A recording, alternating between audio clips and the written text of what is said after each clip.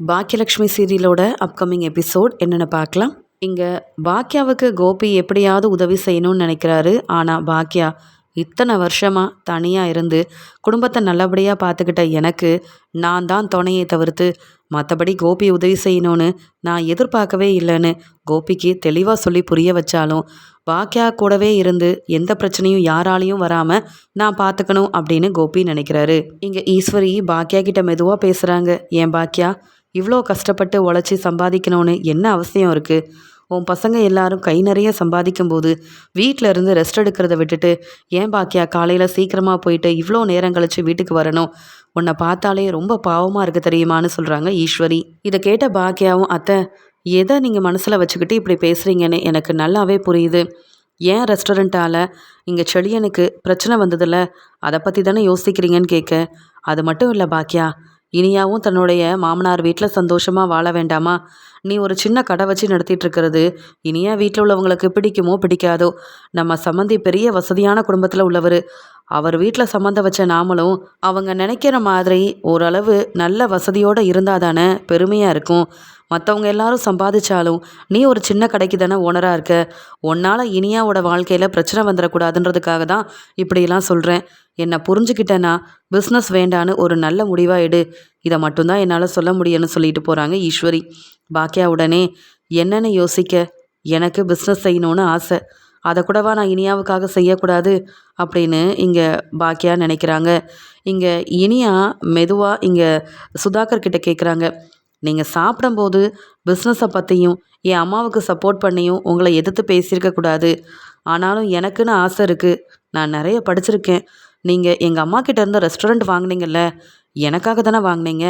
அதுக்குண்டான எல்லா பொறுப்பையும் நானே எடுத்து செய்யலான்னு இருக்கேன். இதை பற்றி நீங்கள் என்ன நினைக்கிறீங்கன்னு கேட்க, உடனே இங்கே நிதிஷோட அம்மா சொல்கிறாங்க, உனக்கு எப்போ பார்த்தாலும் பிஸ்னஸ் செய்யணும், இங்கே உங்கள் அம்மா கொடுத்த ரெஸ்டாரண்ட்டுக்கு நீ ஓனராகவே இருக்கணுன்றது தான் உன் ஆசையா? இல்லை நாங்கள் சொல்கிற எதையும் கேட்கக்கூடாதுன்றகியா? ஏன் கேட்குறேன்னா, உனக்கு பொழுது போகாமல் வீட்டில் சும்மா இருக்கிறேன்னு நினச்சா என் கூட வெளியில் வா. இல்லையா வீட்டில் ஏதாவது வேலையை எடுத்து செய்ய வேண்டியதானே. அது என்ன பிஸ்னஸ் தான் செய்யணும்னு இவ்வளோ அடம் பிடிக்கிற இனியா? வர வர நாங்கள் சொல்கிற எதையும் நீ கேட்கவே மாட்டிக்கிற அப்படின்னு நிதிஷோட அம்மாவும் கோவப்பட்டு பேசும்போது, இல்லை ஆண்டி, என்னை தப்பாக நினைக்காதீங்க, உங்கள் எல்லாரையும் எதிர்த்து பேசணும்னு நினைக்கல. எங்கள் அம்மா மாதிரியே நானும் பிஸ்னஸ் செஞ்சு முன்னேறணும்னு ஆசை. எங்கள் அம்மா அந்த ரெஸ்டாரண்ட்டை எனக்காக தானே கொடுத்தாங்க, அதை நான் இப்படி கேட்குறதுல தப்பு இல்லையே அப்படின்னு சொல்ல, உடனே நிதிஷும், அமைதியார் இனியா, எத்தனை முறை சொல்கிறது, அதான் எங்கள் அப்பா ஏற்கனவே சொல்லிட்டார்ல, அந்த பிஸ்னஸை நாங்கள் பார்த்துக்குறோம், முடிஞ்ச அளவு பொறுமையாக வீட்டில் இருன்னு. உனக்கு ஏதாவது பணம் தேவைப்பட்டா நாங்கள் தரோம், அதை விட்டுட்டு பிஸ்னஸ் செய்ய போகிறேன்னு ஏதாவது பேசின அவ்வளோதான், அது உனக்கும் நல்லதில்லை, உன் வாழ்க்கைக்கும் நல்லதில்லை, புரிஞ்சு நடந்துக்கோ அப்படின்னு நிதிஷ் கோவப்படும்போது, நீ அமைதியாரு நிதிஷ், இனியாவுக்கு நான் சொல்லி புரிய வைக்கிறேன்னு சுதாகர் சிரிச்சுக்கிட்டே, ஏமா இனியா, உங்கள் வீட்டில் நீ படிச்சுட்டு ஒரு வேலையெல்லாம் பார்த்தியே, அப்போ உன் அம்மா அப்பா செஞ்ச பிஸ்னஸ்க்கு நீ தான் உதவி செஞ்சியான்னு கேட்கும்போது, இல்லையே நான் அந்த உதவியெல்லாம் செய்யலைன்னு சொல்ல, அப்போ அதே மாதிரி அமைதியாக இரு, இங்கேயும் எங்களுக்கெல்லாம் நீ ஒன்றும் உதவி செய்ய வேண்டாம், நான் ஏற்கனவே சொன்னதை நீ செஞ்சியான்னு கேட்க, நீங்கள் என்ன சொன்னீங்க அப்படின்னு இனியா கேட்கும்போது, அதான் உன் அம்மா சின்ன கடை வச்சு நடத்திட்டு இருக்காங்கல்ல, அந்த பிஸ்னஸ் செய்ய வேண்டான்னு நீ தான் உங்கள் அம்மா கிட்ட தெளிவாக சொல்லி புரிய வைக்கணும்னு சொன்னல, அந்த வேலையை முதல்ல செய், அதுக்கப்புறமா பிஸ்னஸ் செய்யலாமா வேண்டாமான்னு நான் முடிவெடுக்கிறேன் அப்படின்னு சொல்ல, என்ன அங்கிள் நீங்கள், அம்மா ஆசைப்பட்டு ஒரு ரெஸ்டாரண்ட்டை ஆரம்பிச்சிருக்காங்க, அதுவும் சின்ன ரெஸ்டாரண்ட்டாக இருந்தாலும் அவங்க விருப்பத்துக்கு அவங்க வேலையை பார்க்குறதுல என்ன தப்பு இருக்குது? நம்ம குடும்பம் எப்பயும் என்ன எங்கள் வீட்டுக்கு போயிட்டு வந்துட்டுருக்கோமா, இல்லை எங்கள் அம்மாவோட ரெஸ்டாரண்ட் பக்கத்துலேயே நம்ம இருக்கோம், மற்றவங்க கேள்வி கேட்குறாங்கன்றதுக்காக எங்கள் அம்மாவோட ஆசையை நான் நிப்பாட்ட சொல்ல முடியாது, அந்த ரெஸ்டாரண்ட்டை மூட சொல்லவும் முடியாது, எனக்கும் இதுக்கும் சம்மந்தம் இல்லாமல் தான் நான் இருக்க முடியும் அப்படின்னு சொல்லும்போது, என்ன சொல்கிற, நாங்கள் சொல்கிறத கேட்க மாட்டேன், ஆனால் நீ என்ன சொன்னாலும் நாங்கள் தலையாட்டணுமா அப்படின்னு சுதாகருக்கு இனியா மேலே ரொம்பவே கோவம் வருது. அங்கிள் நீங்கள் என்ன சொன்னாலும் நான் கேட்குறேன், ஆனால் அம்மாவோட பிஸ்னஸ்லையும் அம்மாவோட வேலையிலையும் நான் தலையிடவே மாட்டேன்னு ரொம்ப கோவமாக இனியா பேசுகிறத கேட்டுட்டு, சுதாகரையே இனியா எதிர்த்து பேசினதால கோவத்தில் இருந்த நிதிஷ் எல்லாரும் முன்னாடியும் இனியாவை பலார் பலார்னு வெளுத்து வாங்குறாரு. உடனே இனியா அழ ஆரம்பிக்கும் போது இங்கே நிதிஷோட அம்மா சொல்கிறாங்க, இதுக்கு தான் சொன்னேன், என்ன மாதிரி எல்லாம் தெரிஞ்சாலும் பொறுமையாக அமைதியாக இருக்கணும்னு. இந்த வீட்டுக்கு வாழ வந்த மாதிரி பேச மாட்டேங்கிற. உன் அம்மா பற்றி பேசினா உனக்கு அவ்வளோ கோவம் வருதே. அப்போ என் வீட்டுக்காரரை எங்கள் முன்னாடி நீ எவ்வளோ எதிர்த்து பேசுகிற. அப்போ நிதிஷ்க்கு எவ்வளோ கோவம் வரும். உன் அம்மா மேலே எவ்வளோ பாசம் இருக்கோ அதே மாதிரி அதை விட அதிகமாக நிதிஷ் தான் அப்பா மேலே மதிப்பு மரியாதையும் வச்சுருக்கான். அதனால் நாங்கள் சொல்கிறத கேட்டால் உன் வாழ்க்கைக்கு நல்லது, இந்த வீட்லேயும் இருக்கலாம். இல்லைனா உன் விருப்பத்துக்கு என்ன வேணாலும் செய்யணும், நாங்களும் அப்படியே உன்னை விட்டுருவோம் புரிஞ்சுக்கோன்னு சொல்ல இனியா அழுதுகிட்டே தன்னுடைய ரூமுக்கு போக, உடனே இங்கே சுதாகரும், நிதிஷ் இப்போ நீ செஞ்சது ரொம்ப சரிதான். ஏன்னா இனியா ரொம்ப எதிர்த்து பேசுகிறா, நம்ம சொல்கிற எதையும் கேட்க மாட்டேங்கிறா. இந்த இனியாவை உனக்கு கல்யாணம் பண்ணி வச்சது தப்போன்னு எனக்கு இப்போ தான் தோணுது. சரி, இதை பற்றி பேச வேண்டாம். நிதிஷ் வா நம்ம கிளம்பலாம், பிஸ்னஸில் நிறைய வேலை இருக்குது அப்படின்னு சொல்லிட்டு நிதிஷை கூப்பிட்டுட்டு சுதாகர் கிளம்புறாரு. தன்னுடைய ரூமில் இருக்க இனியா யோசிக்கிறாங்க, என் அம்மா ஆசைப்பட்டு ஒரு பிஸ்னஸ் செய்கிறதுல இவங்களுக்கெல்லாம் என்ன பிரச்சனை? நான் போய் எப்படி என் அம்மா கிட்ட இந்த பிஸ்னஸ் செய்யாதீங்கன்னு சொல்ல முடியும்? இதுக்கு கேள்வி கேட்டால் என்னை நிதிஷும் சுதாகரும் அவமானப்படுத்தி பேசுகிறாங்க. என் வாழ்க்கைக்கு இதெல்லாம் நல்லதில்லைன்னு சொல்கிறாங்க. ஒருவேளை என்னை வீட்டை விட்டு வெளியில் அனுப்பணும்னு இவங்கெல்லாம் யோசிக்கிறாங்களா என்ன? இந்த வீட்டில் நான் மருமகளாக இருக்கலாம், அதுக்காக என் அம்மா செய்கிற எதுவுமே சரியில்லைன்னு அவங்கக்கிட்ட இப்படிலாம் போய் பேசுகிறது தப்பு தானே? என் அம்மா ரொம்ப பாவம். எனக்காக அவங்க ஆசையாக ஆரம்பித்த ரெஸ்டாரண்ட்டை கூட இந்த சுதாகர் கிட்ட கொடுத்துட்டு ஏமாந்து போய் நின்னாங்க. நடந்ததை கூட என்கிட்ட சொல்லலையே. இதுக்காக நான் இந்த வீட்டில் சந்தோஷமாக வாழணும் தானே? எங்கள் அம்மாவுக்கு கண்டிப்பாக நான் உதவி செய்யணும். எங்கள் அம்மா கிட்ட போய் நான் பிஸ்னஸை பற்றி பேச போகிறதில்ல. ஆனால் எப்படி அமைச்சர் மூலமாக பெரிய பிரச்சனைக்கு முற்றுப்புள்ளி வச்சு எங்கள் அண்ணனை வெளியில் கொண்டு வந்தாங்களோ எங்கள் அம்மா, அதே மாதிரி யார் மூலமாவது எனக்கு கண்டிப்பாக உதவி கிடைக்கும். எங்கள் அம்மாவுக்கும் நான் உதவி செய்வேன். சுதாகர், நிதிஷோட அம்மான்னு இவங்க சொல்கிற பேச்செல்லாம் கேட்டுக்கிட்டு எங்கள் அம்மா பிஸ்னஸ் செய்யாமல் இருக்க நான் விடவே மாட்டேன் அப்படின்னு அழுதுகிட்டே யோசிக்கிறாங்க இனியா. செல்வியும் பாக்கியாவும் எப்பயும் போல் தன்னுடைய ரெஸ்டாரண்ட்டை நல்லபடியாக நடத்துகிறாங்க. செல்வி சொல்கிறாங்க, அக்கா இங்கே கோபி சார் உன்னை பார்க்க அப்பப்போ வரதுனால கோபி சாரால் தனக்கு பிரச்சனை வரக்கூடாதுன்னு கவுன்சிலர் ஏழுமலை வர வர இந்த பக்கமே வரதில்ல பாத்தியா? அப்படியே பிரச்சனை செய்ய வந்தாலும் உடனே கோபி சார் உன் கடை பக்கத்தில் வந்து நிற்கிறாரு. அந்த கொடுக்கறத சாப்பிட்டுட்டு ஏழுமலையும் கிளம்பி போயிடுறாரு. கோபி சார் மேலே நீ கோவமாக இருந்தாலும் அவர் செய்கிற உதவியை நீ ஏற்றுக்கலனாலும் உன் மேலே ஒரு நல்ல மதிப்போடு தான் இருக்கிறாரு கோபி சார் அப்படின்னு கோபியை ரொம்ப பெருமையாக பேசுகிறாங்க செல்வி. உடனே பாக்கியா சொல்கிறாங்க, யாருடைய உதவியும் வேண்டான்னு தான் இத்தனை வருஷமாக, ஏன் என் மாமா இல்லைனா கூட குடும்பத்தை பார்த்துக்கிறதுக்கு அவ்வளோ கஷ்டப்பட்டேன் செல்வி.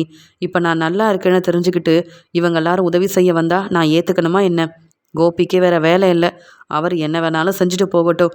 இன்றைக்கி பார்த்தியா கஸ்டமர் நிறைய பேர் வந்திருக்காங்க, நாமளும் நம்ம நிறைய சமைச்சது சரியாக தான் இருந்திருக்குல்ல அப்படின்னு சந்தோஷப்படும் போது, ஆமாக்கா இத்தனை நாள் ஆகுது, பெருசாக எந்த லாபமும் இந்த ரெஸ்டாரண்ட் மூலமாக வரல. ஆனால் இன்றைக்கி சாப்பிட்ட கஸ்டமர் எல்லாரும் நல்லா ருசியாக இருக்குன்னு மேற்கொண்டு நல்லாவும் வாங்கி சாப்பிட்டு போனாங்க. தினமும் வரேன்னு வர சொல்லிட்டு போனதுனால நிறைய லாபம் கிடச்சிருக்குக்கா. இதே மாதிரி நிறைய பேர் வந்தால் நல்லா தான் இருக்கும்லக்கா அப்படின்னு பேசிகிட்டு இருக்கும்போது, வருவாங்க செல்வி, நாம் பொறுமையாக காத்துட்ருந்தா நம்மளை நம்பி கஸ்டமர் வரதான் செய்வாங்க. முன்னாடி கூட அந்த புது ரெஸ்டாரண்ட் ஆரம்பித்தப்ப யாராவது கஸ்டமர் வருவாங்களான்னு எதிர்பார்த்துட்டு இருந்தோம். ஆனால் அதுக்கப்புறமா நமக்கு தெரிஞ்ச புதுவிதமான ஸ்வீட்டெல்லாம் செஞ்சு கொடுக்க நம்ம ரெஸ்டாரண்ட்டுக்காகவே தனி கஸ்டமர் நிறைய பேர் வந்தாங்க. அதே மாதிரி கொஞ்சம் கொஞ்சமாக நம்ம விதவிதமான சாப்பாடெல்லாம் செஞ்சால் எல்லாரும் நம்பி வருவாங்க. முன்ன மாதிரியே நம்ம சம்பாதிக்கலாம், அந்த நம்பிக்கை எனக்கு இருக்குது அப்படின்ற மாதிரி பேசிகிட்டு இருக்கிறாங்க. இங்கே தினமும் பாக்கியா வேலையெல்லாம் முடிச்சுட்டு வீட்டுக்கு போகும்போதும் வரும்போதும் கோபி துணையாக இருக்கிறத பார்த்துட்டு பாக்கியாவுக்கு கோபம் வருது. நான் எவ்வளவோ சொல்லியும் கோபி இப்படி என் கூட வர்றது எனக்கு கொஞ்சம் கூட பிடிக்கவே இல்லைன்னு வீட்டுக்கு வந்த பாக்கியா எல்லார் முன்னாடியும் கோபியை திட்ட ஆரம்பிக்கிறாங்க. ஏன் கோபி, நீங்களும் ஒரு ரெஸ்டாரண்ட்டுக்கு ஓனராக இருக்கீங்க, உங்கள் வேலையை முடித்தா வீட்டுக்கு வர வேண்டிதானே? இத்தனை நாள் என் மேலே பொறுப்பும் அக்கறையும் இல்லாமல் இருந்த நீங்கள் இப்போ என்ன புதுசாக என் ரெஸ்டாரண்ட்டுக்கு வரீங்க? எனக்கு எந்த பிரச்சனையும் வரக்கூடாதுன்னு அங்கேயே உக்காந்துட்ருக்கீங்க. நான் வீடு வர வரைக்கும் என் பின்னாடியே வந்துட்டுருக்கீங்களே, எனக்கு இதெல்லாம் பிடிக்கல, யாருடைய உதவியும் வேண்டான்னு சொன்னால் நீங்கள் ஏன் கேட்க மாட்டேங்கிறீங்க அப்படின்னு சொல்ல, அதுக்குடனே ஈஸ்வரியும், பாக்கியா உன் கூட வாழும்போது கோபிக்கு உன்னை பற்றி புரிஞ்சுக்கல, தெரியாமல் இருந்துட்டான். ஆனால் இப்போ உன் நல்ல மனசு புரிஞ்சுக்கிட்டு உதவி செய்யணும்னு நினைக்கிறத ஏன் வேண்டான்னு சொல்கிற? இப்போ எழில் இருந்தால் உன் கூடவே இருந்து உதவி செஞ்சுருப்பான்ல, அதே மாதிரி நினச்சிக்க வேண்டிதானே. யாரையும் தப்பாக பேசாத, கோபி எந்த தப்பும் செய்யலை அப்படின்னு சொல்ல, இல்ல பாக்கியா, உனக்கு பிடிக்கலன்னா நான் வரல. அந்த கவுன்சிலரால மறுபடியும் உனக்கு பிரச்சனை வந்துறக்கூடாதுன்றதுக்காக தான் நான் அங்க வந்தேனே தவிர்த்து, மத்தபடி உனக்கு பிரச்சனை செய்யணும், உன் வேலையில இடையில வந்து நான் ஏதாவது செய்யணும்னு நினைக்கவே இல்ல. உதவி வேணும்னா ஏத்துக்கோ, வேண்டான்னா என்ன தப்பா நினைக்காத அப்படின்னு சொல்லிட்டு போறாரு கோபி. இங்க இனியா வெளியில கிளம்பும்போது அங்க வந்த நிதீஷும், எங்க அப்பா சொன்னது ஞாபகம் இருக்குல்ல? உங்க அம்மா அந்த சின்ன கடைய நடத்தக்கூடாது. எங்களுக்கு அவமானமா இருக்கு. போய் அத பத்தி பேசி ஒரு நல்ல முடிவா எடுத்துட்டு வான்னு சொல்ல, என் அம்மாவ பார்க்க போகல. வெளியில ஒரு முக்கியமான விஷயமா கிளம்பி போறேன். வந்ததுக்கப்புறமா என்ன ஏதுன்னு உனக்கே தெரியும் அப்படின்னு சொல்லிட்டு கோவமா கிளம்புறாங்க. கிளம்புனது மட்டும் இல்லாம, இங்க அமைச்சர பார்க்கணும். சுதாகரோட தேவையில்லாத பேச்சுக்கும், தேவையில்லாத செயலுக்கும் ஒரு முற்றுப்புள்ளி வைக்கணும். ஏன் அம்மாவோட பிஸ்னஸ்க்கு அந்த கவுன்சிலரால மட்டும் இல்ல, இந்த சுதாகர் குடும்பத்தாலயும் பிரச்சனை வரக்கூடாதுன்னா, நான் இதெல்லாம் செஞ்சாகணும்னு சொல்லி அமைச்சர பார்க்கறதுக்காக ரொம்ப நேரமா அவரோட வீட்டுக்கு வெளியில இனியா காத்துட்ருக்காங்க. அங்க வர கட்சியில வேலை பார்க்குறவங்களும், "என்ன இந்த பொண்ணு இங்க வந்து நிக்கிறாங்க? யார பார்க்க வந்தாங்க? எதுக்கு வந்தாங்கன்னு தெரியலையே!" அப்படின்னு ஒருத்தருக்கு ஒருத்தர் பேசிக்கும்போது, அங்க பெருமாள் வராரு. பெருமாள பார்த்துட்டு மெதுவா இங்க இனியாவும், "நான் அமைச்சர பார்க்கணும். சார் இருக்காரான்னு?" கேட்க, "நீங்க யாரும்மா? என்ன விஷயமா பார்க்கணும்? ஏதாவது உதவி கேட்டு வந்திருக்கிறீங்களா?" அப்படின்னு சொல்ல, "நான் வேற யாரும் இல்ல. ஏற்கனவே இங்க மினிஸ்டர் உதவி செஞ்ச பாக்கியலட்சுமியோட பொண்ணு தான். இப்பதான் எனக்கு கல்யாணம் ஆயிருந்தது. அது மட்டும் இல்லாம, நீங்க எங்க அம்மாவுக்கு பெரிய பெரிய உதவியெல்லாம் செஞ்சதா கேள்விப்பட்டேன். நன்றி சொல்லிட்டு போகணும். எனக்கு மினிஸ்டரால ஒரு உதவி ஆகணும். அதான் சார பார்த்து பேசிட்டு போலாமேன்னு வந்தேன். நான் போய் பார்க்கலாமான்னு கேட்க, இல்லம்மா இப்ப வெளியில கிளம்பிட்டுருக்காரு. நீ இப்ப வந்திருக்கிறியே! இத பாக்கியலட்சுமி எனக்கு ஃபோன் பண்ணி சொல்லியிருந்தாலே, இங்க மினிஸ்டர பார்க்க ஏற்பாடு பண்ணியிருப்பேனே! அப்படின்னு சொல்ல, நான் பேச வந்தது எங்க அம்மாவுக்கு தெரியாது. எப்படியாவது மினிஸ்டர்கிட்ட பேசி கொஞ்ச நேரம் நான் அவர்கிட்ட பேச எனக்கு உதவி செய்யுங்களேன். ரொம்ப முக்கியமான விஷயம். என் அம்மாவோட பிஸ்னஸ்ல நெறைய பிரச்சனை இருக்கு. மினிஸ்டரால மட்டும் தான் உதவி செய்ய முடியும்னு இங்கே கண் கலங்கி போய் நின்னு பேசிட்டு இருக்கிறாங்க இனியா. மறுபடியும் பாக்கியலட்சுமியோட பிஸ்னஸ்க்கு பிரச்சனையா? அப்படி பெருமாள் யோசிக்கிறாரு. ஒருவேளை அந்த கவுன்சிலர் ஏழுமலை மறுபடியும் பிரச்சனை செய்ய வந்திருப்பாரா? என்ன ஏதுன்னு தெரியல. மினிஸ்டர் கிட்ட சொல்லுவோம். பாக்கியலட்சுமியை பற்றி சொன்னாலே கண்டிப்பாக இந்த பொண்ணுக்கிட்ட மினிஸ்டர் பேசணும்னு நினைப்பாருல்ல அப்படின்னு சொல்லிட்டு, கொஞ்சம் இருமா, நான் போய் மினிஸ்டர் கிட்ட சொல்லிட்டு வரேன். அவர் ஒத்துக்கிட்டா நீ வீட்டுக்குள்ளே வந்து பேசு. இல்லையா இன்னொரு நாள் நான் சொல்கிறேன், வந்து பாருமா மினிஸ்டரை அப்படின்னு சொல்லும்போது, சார் உதவி செய்யுங்க சார் அப்படின்னு சொல்லி வெளியில் காத்துட்ருக்காங்க இனியா. இங்கே இனியாவை பற்றியும் பாக்கியலட்சுமிக்கு இருக்கிற பிரச்சனையை பற்றியும் பெருமாள் மெதுவாக மினிஸ்டர் கிட்ட சொல்ல, உடனே மினிஸ்டரும், இதை பற்றி நீங்கள் முன்னாடியே சொன்னீங்கல்ல, அந்த கவுன்சிலரால தான் பிரச்சனையான்னு கேட்க, அது என்னன்னு தெரியல. அவங்க பொண்ணு இனியா பார்க்க வந்திருக்காங்கன்னு சொல்ல, சரி உள்ளே வர சொல்லுங்கள், சீக்கிரமாக பேசிட்டு எனக்கும் வெளியில் வேலை இருக்குது, நான் கிளம்பணும் அப்படின்னு சொல்லிட்டு இருக்கும்போது இனியா கண் கலங்கி அழுதுகிட்டே வராங்க. சார் ரொம்ப நன்றி சார், என் அண்ணன் செழியன் மேலே தப்பு இல்லைன்னு எப்படியோ அவரை வெளியில் வர வச்சதுக்கு காரணம் நீங்கள் தானே அம்மா மூலமாக தெரிஞ்சுக்கிட்டேன். அது மட்டும் இல்லை, இப்போ என்னை ஒரு பெரிய இடத்துல கல்யாணம் பண்ணி கொடுத்துருக்காங்க. என் மாமனார் சுதாகரை பற்றி உங்களுக்கு தெரிய வந்திருக்கும். அவரும் நிதிஷும் சேர்ந்து பெரிய பெரிய பிஸ்னஸ்லாம் செய்கிறாங்க. ஆனால் அவங்களுக்கு இருக்கிற வசதிக்கு அவங்க வேலையை பார்க்காம எங்கள் அம்மாவுக்கு நிறைய பிரச்சனை செய்கிறாங்க. எனக்காக என் கல்யாணத்துக்காக எங்கள் அம்மா புதுசாக ஆரம்பித்த பெரிய ரெஸ்டாரண்ட்டை கூட எனக்காக கொடுத்துட்டாங்க. ஆனால் என்னையும் அந்த பிஸ்னஸை எடுத்து நடத்த விட மாட்டேங்கிறாங்க. எங்கள் அம்மா ஆரம்பித்து நடத்திட்டுருக்க அந்த சின்ன கடையை கூட நடத்தக்கூடாதுன்னு பிரச்சனை செய்கிறாங்க சார். நான் எவ்வளவோ சொன்னேன், ஆனால் என் மாமனார் வீட்டில் யாரும் கேட்க மாட்டேங்கிறாங்க. என் மாமியார், என் வீட்டுக்காரர், என்னோட மாமனார் சுதாகர்னு இவங்களால் வர பிரச்சனையை என்னால் சமாளிக்க முடியல. என் அம்மா சந்தோஷமாக இருக்கணும், நிம்மதியாக அவங்களோட பிஸ்னஸ் வேலையை செய்யணும். அதுக்காக நீங்கள் தான் சார் எங்களுக்கு உதவி செய்யணும்னு சொல்லும்போது, இதில் நான் என்னம்மா செய்ய முடியும்? இல்லை நான் சொல்லி தான் அவங்க கேட்பாங்களா அப்படின்னு சொல்ல, நீங்கள் சொன்னால் எல்லாரும் கேட்பாங்க சார். நீங்கள் எவ்வளோ பெரிய பொறுப்பில் இருக்கீங்க. பிஸ்னஸ் செய்கிற ஒரு திமிரில் என் மாமனார் என்னென்னவோ செய்கிறாரு. என்ன கூட எங்கள் அம்மாவுக்காக வீட்டை விட்டு வெளியில் அனுப்புகிறேன்னு சொல்கிறாரு. இதெல்லாம் நடக்கக்கூடாது. நானும் அந்த வீட்டில் சந்தோஷமாக இருக்கணும். என் அம்மாவுக்கும் பிஸ்னஸில் பிரச்சனை வரக்கூடாது. அதுவும் என் மாமனார் இல்லைன்னா உங்களால் மட்டும்தான் முடியும். அந்த கவுன்சிலரையே வெளுத்து வாங்கின உங்களால் இங்கே என் மாமனார் செய்கிற பிரச்சனைக்கு ஒரு முற்றுப்புள்ளி வைக்க முடியாதா சார் அப்படின்னு சொல்லும்போது, இங்கே இனியா கிட்ட கேட்குறாங்க, ஏம்மா உன் கல்யாணத்துக்காக தான் உங்கள் அம்மா அந்த பெரிய ரெஸ்டாரண்ட்டையும் உங்கள் மாமனார் கிட்ட கொடுத்தாரான்னு சொல்ல, கொடுக்கல சார். என் மாமனார் ஏமாற்றி எதுவுமே எழுதாத பேப்பரில் கையெழுத்து வாங்கி எங்கள் அம்மாவை ஏமாற்றி வாங்கினது சார். அந்த ரெஸ்டாரண்ட்டை கூட நான் நடத்துகிறேன்னு சொன்னால் விடமாட்டிக்கிறாங்க. ஏன்னா அவங்களுக்கு பணம் தான் முக்கியம். மற்றவங்க மூலமாக அவங்க அவமானப்பட்டு நிற்கக்கூடாதுன்னு நினைக்கிறாங்களே தவிர்த்து அவங்க செய்கிறது தப்புன்னு புரிஞ்சுக்க மாட்டேங்கிறாங்க சார். எங்கள் அம்மாவுக்கு உதவ உங்களால் தான் முடியும், அதான் உங்களை தேடி வந்திருக்கேன்னு இனியா ரொம்பவே அழுகும்போது, கவலைப்படாமல் இருமா, நான் பேசுகிறேன், யாராக இருந்தால் என்ன, தப்பு செய்யாத பாக்கியலட்சுமிக்கு நான் உதவி செய்வேம்மா, அவங்க ரொம்ப நேர்மையானவங்கன்னு தெரியும்.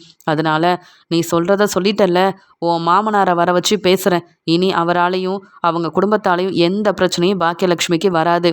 அது மட்டும் இல்லாமல் உங்கள் அம்மாவை ஏமாற்றி வாங்கின ரெஸ்டாரண்ட்டை கூட உங்கள் அம்மாவுக்கே கிடைக்கிற மாதிரி நான் செய்கிறேன், அதை பார்த்து நீ சந்தோஷப்பட போகிற பாரு அப்படின்ற மாதிரி சொல்கிறாரு மினிஸ்டர். உடனே பெருமாள் இனியா கிட்ட சொல்கிறாங்க, கவலைப்படாமல் கிளம்புமா, பாக்கியலட்சுமியோட நல்ல மனசுக்கு கண்டிப்பாக மினிஸ்டர் பெரிய உதவியை செய்வார் அப்படின்னு சொல்ல, இனியாவும் தன்னுடைய மாமனாரை பற்றியும் நிதிஷை பற்றியும் இங்கே நடந்த எல்லாத்தையும் சொல்லிட்டு தன்னுடைய அம்மாவுக்கு உதவி செய்யணுன்ற ஒரு எண்ணத்தோட அங்கே மினிஸ்டரை பார்த்து பேசிட்டு கிளம்பி போகிறாங்க. மினிஸ்டர் உடனே பெருமாள் கிட்ட சொல்கிறாங்க, அது யார் சுதாகர், எவ்வளோ பெரிய பிஸ்னஸ் செஞ்சா என்ன, அடுத்தவங்களை ஏமாற்றி இப்படி தான் சம்பாதிக்கணுமா, யார் என்ன ஏதுன்னு விசாரிச்சு நாளைக்கே என்னை வந்து பார்க்க சொல்லுங்கள். பாக்கியலட்சுமி சின்ன ஹோட்டல் வச்சு நடத்துறது என்ன, அவங்களோட ரெஸ்டாரண்ட்டே அவங்களுக்கு கிடைக்கணும். யாராக இருந்தால் என்ன, இப்படி ஏமாற்றி வேலை செய்கிறது தப்புன்னு நான் புரிய வைக்கிறேன். தன்னுடைய அம்மாவுக்காக இனியா வந்து இவ்வளோ நல்லபடியாக பேசி கேட்டுக்கிட்டதுக்கு அப்புறமாவும் அவங்களுக்கு உதவி செய்யலைன்னா சரிப்பட்டு வராது. பாக்கியாவுக்கு கண்டிப்பாக நான் உதவி செய்வேன்னு சொல்லிட்டு மினிஸ்டரும் தனக்கு வேலை இருக்கிறதுனால வெளியில் போகிறாரு. அடுத்த நாள் பெருமாள் நிதிஷையும் இங்கே சுதாகரையும் மினிஸ்டரை பார்க்க கூப்பிட்டு வரும்போது இங்கே மினிஸ்டரை பார்த்துட்டு இங்கே மெதுவாக அமைதியாக நிற்கிறாரு சுதாகர். சார் எதுக்கு சார் என்ன வர சொன்னீங்கன்னு கேட்க, என்னையா செஞ்சு வச்சுருக்க, நீ எல்லாம் பிஸ்னஸ் செய்கிறதா இருந்தால் மற்றவங்கள ஏமாத்துவியா, உனக்கு அவ்வளோ தைரியமானு கேட்கும்போது, நான் யாரையும் ஏமாத்தலை, எனக்குன்னு நிறைய ரெஸ்டாரண்ட் இருக்குது, அந்த வேலையை பார்த்துட்ருக்கேன் அப்படி தானே நிதிஷ்ன்னு சொல்ல. ஆமாங்கய்யா, நாங்கள் யாரையும் ஏமாத்துறதெல்லாம் இல்லையேன்னு சொல்ல. பொய் சொல்லாத, நீ நிறைய பேரை ஏமாற்றி ரெஸ்டாரண்ட்டை வாங்கி தான் பெரிய பணக்காரனாயிருக்கேன்னு எனக்கு நல்லா தெரியும். உன்னை பற்றி விசாரித்து ஒவ்வொரு உண்மையாக கண்டுபிடிச்சி வச்சுருக்கேன், ஒவ்வொன்றா சொல்லட்டுமா கேட்குறியான்னு மினிஸ்டர் அங்கே சுதாகரை பார்த்து கேட்க, சுதாகர் திருன்னு முழிக்கிறாரு. உடனே இங்கே சுதாகரும், எதுக்காக என்னை வர சொல்லியிருக்கீங்க, அப்படி நான் என்ன பெரிய தப்பு பண்ணிட்டேன்னு கேட்கும்போது, நீ என்னையா தப்பு பண்ணலை, அந்த பாக்கியலட்சுமி ரொம்ப பாவம், அவங்களுக்காக இருந்த ரெஸ்டாரண்ட்டையும் உனக்காக கொடுத்துட்டு சின்ன கடை வச்சு நடத்துகிறாங்கன்னா அந்த கடையை கூட நடத்தக்கூடாதுன்னு நீ என்னையா பிரச்சனை செய்கிறது, நீ யார் அதை சொல்கிறதுக்கு முதல்ல, அவங்க சம்மந்தியாக இருந்தால் நீ சொல்கிற எல்லாத்தையும் பாக்கியலட்சுமி கேட்கணுமா, நீ என்னென்ன பிரச்சனை செய்கிற, எப்படியெல்லாம் திட்டம் போட்டு அடுத்தவங்கள ஏமாத்துறன்னு உன்னை பற்றி எல்லாம் எனக்கு தெரியும். உன் வேலையை என்கிட்ட காமிக்காத, அவ்வளவுதான். அப்புறம் நீ பிஸ்னஸ் செய்யவும் முடியாது, இருக்கிற சொத்து பணம்னு எதுவுமே இல்லாமல் நிற்க வேண்டிய நிலைமை வந்துடும். என்னால் என்ன வேணாலும் செய்ய முடியும் அப்படின்னு சொல்லும்போது, இல்லை சார், நான் எந்த தப்பும் செய்யலை, யாரோ என்னை பற்றி தப்பாக உங்ககிட்ட சொல்லியிருக்காங்க போல அப்படின்னு சொல்லும்போது, போதும் போதும், இதுக்கு மேலே உங்ககிட்ட பேச எனக்கு விருப்பம் இல்லை. பாக்கியலட்சுமியை ஏமாற்றி எழுதாத பேப்பரில் கையெழுத்து வாங்கினல்ல, அதே மாதிரி பாக்கியலட்சுமியோட ரெஸ்டாரண்ட்டை அவங்கக்கிட்டேயே கொடுத்துரு, டாக்குமெண்ட்டையும் அவங்கக்கிட்ட கொடுத்துரு. அவங்க சின்ன கடை வச்சு நடத்தினா தானே உனக்கு பிடிக்கல, உன் சொந்தக்காரங்கள்லாம் உன்னை கேள்வி கேட்குறதா சொல்லி ஏதோ அவங்களால அவமானப்பட்டு நிற்கிறேன்லாம் பேசுறியாமே, அவங்க மறுபடியும் அவங்க ரெஸ்டாரண்ட்டுக்கே ஓனர் ஆயிட்டாங்கன்னா உனக்கு எந்த பிரச்சனையும் இருக்காதுல்ல அப்படின்னு சொல்லும்போது, சார் அந்த ரெஸ்டாரண்ட்டுக்காக 50 லட்ச ரூபா பணத்தை நான் கொடுத்துருக்கேன். சொல்லப்போனால் பாக்கியலட்சுமி தான் தேவையில்லாமல் பிரச்சனை செஞ்சு என்னை ஏமாத்திருக்காங்க, நான் யாரையும் ஏமாத்தலைன்னு சொல்ல, உன்னை பற்றி எனக்கு தெரியும்னு சொன்னேன்ல, நான் சொன்னதை செய். நீ எல்லாம் அவங்களுக்கு எவ்வளோ பணம் வேணாலும் கொடுக்கலாம், ஏன்னா பிஸ்னஸ்க்காக தானே உன் பையனுக்கும் அந்த இனியாவுக்கும் கல்யாணம் பண்ணி வச்சுருக்க.